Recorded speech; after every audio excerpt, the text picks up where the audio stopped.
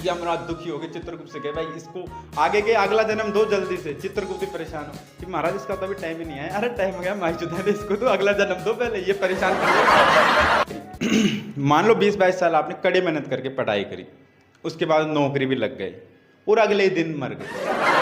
अब बताओ, मरने के बाद भी आपको पछतावा है, रिग्रेट है कि साला जिंदगी तो जी नहीं। वैसा मुझे ना लाइफ में जिंदगी में सब कुछ चाहिए पर पछतावा नहीं, खासकर मरने के बाद तो बिल्कुल भी नहीं। इसलिए मैं आज की सबसे इम्पोर्टेंट, जिसकी कोई बात नहीं करता, उस सबसे इम्पोर्टेंट बात करना चाहूंगा, सेक्स। हाँ यार, इसकी कोई बात ही नहीं करता।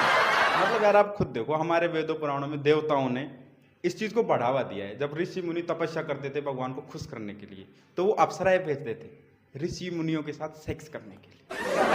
क्यों भेजते थे भाई वो?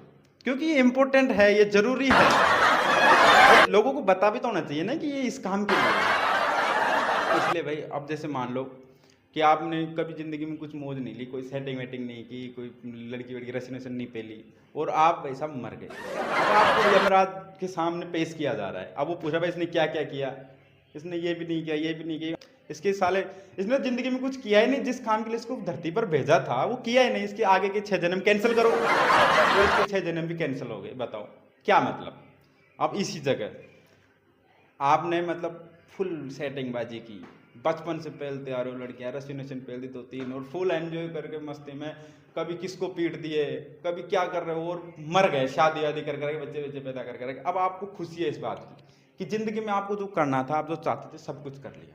अब यमराज परेशान है कि साला इसको नरक मिल गया तब भी ये दुखी क्यों नहीं है। और वहां पर आपको गर्म तेल में तल रहे हैं और आप वहीं पे छींटे मार रहे हो यमराज यमलोक के लोगों पर, वो परेशान आपसे, और आप मस्त चिल कर रहे हो, खुश हो, जिंदगी में कमी कुछ नहीं रही।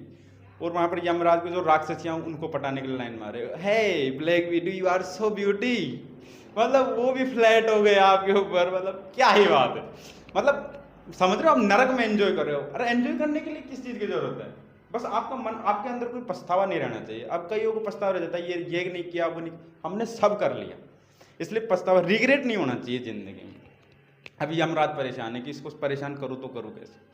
वो सजा दे दे के थक गया कि साला इसको सजा का कोई फर्क पड़ता ही नहीं, रोता नहीं, चिल्लाता नहीं, उल्टा एंजॉय करने लग जाता है। यमराज के लोग परेशान, कभी यमराज के भैंसे के आंट पे टक से मार देता है, यमराज का भैंसा चिल्ला रहा है, यमराज परेशान, वो सवारी नहीं कर पा रहा बेचारा। और हम एंजॉय कर रहे हैं, कभी राक्षस चिढ़ दी, पता लगे कभी यमराज नहाने जाए, उसके कपड़े छुपा दिए, यमराज बेचारा बाहर नहीं आए। लोगों को सजा कैसे सुनाए, क्योंकि बेचारा नंगा है। समझ रहे हो आप? मतलब रिग्रेट नहीं होना चाहिए जिंदगी में, पछतावा किसी चीज का नहीं होना चाहिए।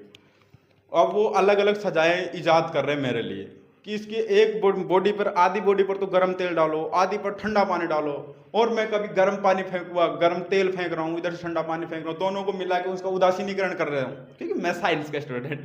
भाई अपन तो क्या है, जब चिल करते हैं, अपने को मतलब नहीं, अपन अपनी मस्ती में रहता है, मस्त, अपन इज्जत से रहता है अपनी। समझ रहे हो बात को। यमराज दुखी हो गए, चित्रगुप्त से कहे भाई इसको आगे के अगला जन्म दो जल्दी से। चित्रगुप्त भी परेशान हो कि महाराज इसका तो अभी टाइम ही नहीं आया। अरे टाइम हो गया माईचुदा ने, इसको तो अगला जन्म दो पहले, ये परेशान कर नहीं, कुछ दिनों में लगता है ये इलेक्शन करके मेरी गद्दी छीन लेगा। इसलिए रिग्रेट नहीं होना चाहिए जिंदगी में, जो आप करना चाहते हो वो जरूर करो, चाहे बकचोदी करो, चाहे काम करो, चाहे कुछ भी करो।